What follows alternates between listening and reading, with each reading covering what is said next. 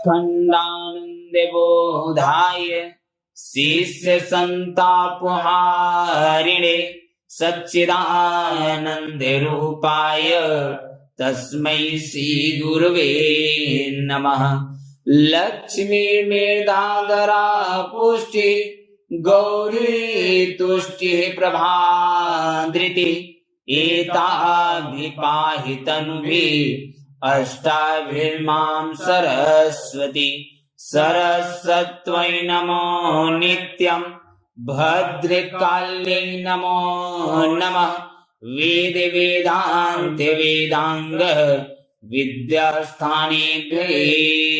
च मातस्त्वदीय पदपङ्कज भक्तियुक्त्वा एत्वान् भजन्ति निखिलान् परान् विहाय ते